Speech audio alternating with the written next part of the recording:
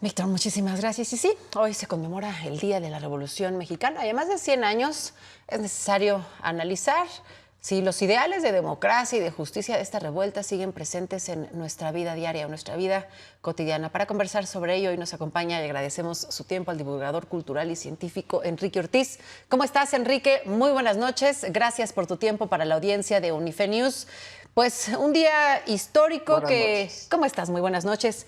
Un día histórico que más que una fecha en el calendario vale la pena dar una vuelta, un recorrido histórico para revisar si esos valores, sobre todo democráticos o políticos, constitucionales, resultados de esta revolución, qué tan vigentes siguen en la vida contemporánea de las y los mexicanos. Efectivamente, hay que recordar que lo que conocemos como la Revolución Mexicana, en realidad fueron muchas revoluciones y fueron diferentes facciones que buscaban diferentes objetivos. Ahí está el Ejército Libertador del Sur, que buscaba que se regresaran las tierras a los campesinos. Ahí estaba la facción maderista, que buscaba que la democracia fuera efectiva en estas tierras. Y la realidad es que es importante, ¿no?, hacer un recuento de cómo está la sociedad en la actualidad, cómo está el gobierno, en qué sentido, porque fue fuertemente criticada la dictadura de Porfirio Díaz. Porfirio Díaz llega al poder en 1876 y está como presidente hasta 1911, mayo de 1911. Y era terriblemente criticado que los poderes, tanto el legislativo como el judicial, estaban completamente sumisos al poder ejecutivo. De la misma manera, el poder se centralizó en la persona de Porfirio Díaz, quien podía colocar o quien postulaba a los que iban a ser los gobernadores de los estados, incluso a presidentes municipales, incluso quienes iban a ocupar, ¿no?, los espacios en la Suprema Corte de Justicia. Y esto fue terriblemente criticado ¿por quién? Por el propio Francisco Ignacio Madero, quien veía que realmente ya estos tres poderes, no la división de poderes, ya no era equitativa y que realmente estaban supeditados dos solamente a uno que era y que se concentraba directamente en la figura del dictador Porfirio Díaz. Ahora, esto podría, insisto, Enrique, pues traerse a colación al día de hoy. ¿Qué cosas no han cambiado? Por ejemplo, pues claro que desapareció la tienda de raya, claro que se logró un sexenio de 6 años con la incapacidad de reelegirse, sufragio efectivo, no reelección, pero por ahí hay todavía golpes a la vida democrática del país, por ahí hay también condiciones de inmensa discriminación, de inmensa desigualdad para algunos sectores de la población. Y entonces, 115 años después, uno se pregunta qué tan efectiva fue la revolución y qué tantos pendientes tenemos todavía de conseguir de los que iniciaron con este movimiento civil. Efectivamente, Alejandro, yo me concentraría en dos temas de actualidad, cómo han cambiado a lo largo de estos 115 años. Por ejemplo, el primero, la inseguridad. En tiempos de Porfirio Díaz, durante el porfiriato, se abatió terriblemente a todos estos saqueadores, a todos estos rateros, asesinos, salteadores de caminos, ¿no? Y para eso, obviamente, que armó, se construyó el cuerpo de policías rurales, los cuales protegían los caminos, ¿no? Eso, pues bueno, estaba muy bien controlado durante el porfiriato y en la actualidad eso es la principal preocupación, no solamente para el gobierno mexicano, sino para los propios mexicanos. Eso por un lado. Por el otro lado, la concentración y la distribución de la riqueza. Hay que recordar que para 1910 el 73% de los mexicanos vivían en áreas rurales y que estaban sumidos en la pobreza más del 70 u 80% de los mexicanos. El 90% de los mexicanos en 1910 no sabían ni leer ni escribir. Sin embargo, en la actualidad, aunque pues bueno, se han abatido algunos de estos números, ¿no? Obviamente que una de las grandes campañas posteriores a la Revolución Mexicana fue la de alfabetización. Sin embargo, también seguimos con problemas muy importantes en la distribución de la riqueza, ¿verdad? Claro. Eso parece que sigue siendo un flagelo. Y bueno, es un flagelo constante en la historia nacional, incluso desde antes, desde tiempos del virreinato. Sin embargo, sí hay importantes aportaciones de la Revolución Mexicana. Por ejemplo, la Constitución de 1917, la que nos rige hasta esta fecha. También existen derechos laborales. También se restituyeron tierras a muchos campesinos. Por otro lado, los índices también de alfabetización que mejoraron en verdad tremendamente desde aquellos tiempos del porfiriato. También es importante mencionar que ya existen 2 días de descanso, al menos durante la semana, y que también ya los obreros tienen derecho a formarse dentro de sindicatos, a hacer paros laborales e incluso huelgas.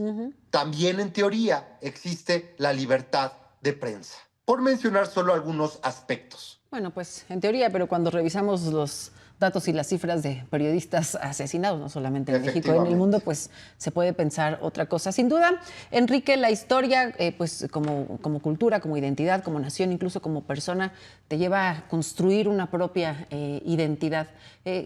¿Cuál fue o cuál crees que sea la identidad que se construye de lo que es México, de nuestra nación, pues después como resultado de la Revolución Mexicana? Efectivamente, cuando termina la Revolución Mexicana, algunos dicen que en 1917, otros en 1920, ¿no? Especialistas, empieza un proceso de reconstrucción y un proceso también de buscar una nueva identidad de México frente al concierto de las naciones. Y de esto, pues bueno, el gobierno empieza a tomar recursos, pues, de diferentes características.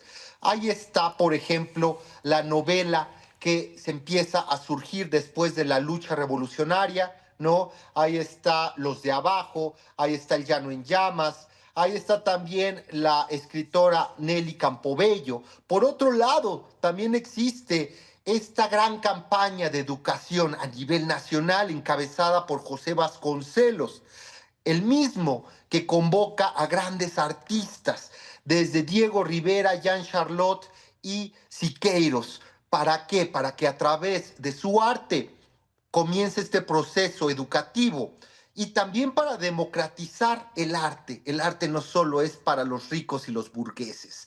Y a través de estas imágenes se empieza a forjar una idea ante el mundo de quién es el mexicano. Esto repercutiría en medios tan diversos como en aquella serie animada conocida como Los Tres Caballeros, donde a los de Disney, donde al mexicano se le representa con un gallo armado con pistolas y un gran sombrero revolucionario. Entonces, es importante mencionar que gran parte de cómo se percibió al mexicano durante el siglo XX viene de lo que fue la Revolución Mexicana. Ahí encuentra terreno fértil el cine de oro mexicano, ¿no? Con estos grandes directores como Emilio el Indio Fernández y con protagonistas como Jorge Negrete y Pedro Infante, donde también, ojo esto, ¿no? Se realzan cualidades pues terribles, como el machismo del hombre mexicano o la inherente violencia que podemos pues palpar alrededor de nosotros y que lleva tantos años, décadas o incluso siglos presentes en nuestra sociedad. Ahora, ¿cómo honrar, Enrique, los valores de la revolución de este movimiento en un México 2025? 115 años después, ¿a qué figuras, a qué ideólogos, qué ideas, qué filosofías valdría la pena recuperar, voltear a ver de nueva cuenta y retomar para una vida pública, una vida política, una vida social más justa, más equitativa y más democrática, según lo persiguieron los valores de la revolución? Pues bueno, yo conmemoro no solamente el inicio de la revolución, sino a muchos de sus protagonistas, verdaderos patriotas que decidieron poner todo en la balanza de acuerdo a sus ideales. Yo me quedo con la frase sufragio efectivo, no reelección, que viene precisamente plasmada en el Plan de San Luis, que fue escrito por el apóstol de la democracia, Francisco Ignacio Madero. Qué importante, ¿no?, es que el voto del pueblo mexicano sea respetado. ¿Por qué? Porque ya vivimos los mexicanos pues una dictadura perfecta que duró pues muchísimos años, ¿no?, encabezada por el Partido Revolucionario Institucional. Qué importante es la alternancia democrática en un país como México. Por otro lado, me quedo con los derechos de los campesinos, de aquellos grupos desprotegidos, de aquellos que fueron peones pues desde el siglo XVI con el establecimiento de los conquistadores en estas tierras. Y me refiero precisamente a Emiliano Zapata. La tierra es de quien la trabaja, tierra y libertad. Qué importancia también es invertir en el campo mexicano, el cual, pues desde mi perspectiva, sigue con grandes atrasos, con grandes problemas, con precios infames de muchos productos que vienen de las huertas, de las hortalizas y del campo, ¿no? Ahí están los limones, ahí están tantos productos, pues que sí, están infravalorados, podría decir, ¿verdad? Entonces yo me quedaría con esos dos personajes, Zapata por el lado popular, por el lado de la defensa de las tierras y de los campesinos, y por el otro lado el factor democracia, el factor voto, la importancia de que el pueblo mexicano se manifieste y que se respete su decisión en las urnas. Bueno, pues sin duda derechos ganados que habrá que seguir construyendo y modificando a lo largo también de las necesidades de la sociedad actual. Por lo pronto nos quedamos hoy con esto, Enrique. Muchísimas gracias. Invítanos a leerte y compartir tu contenido en redes sociales, siempre muy interesante, útil y se aprende mucho. Gracias, me pueden encontrar tanto en X como en Instagram como @Cuauhtémoc con H-1521. Puro contenido cultural e histórico. Una cuenta obligada, ya sea para informarse, para enterarse, para pasarla bien. Enrique, tienes una capacidad de generar contenido ilustrativo, contenido divertido, contenido interesante, como estoy seguro nadie más en este país. Muchas gracias, Alejandro, Alejandra. Un gusto estar con ustedes en esta fecha tan importante. Siempre. El gusto es nuestro, Enrique. Muy buenas noches. Buenas noches. Vamos a una pausa, es breve, regresamos con mucha más información. No se muevan.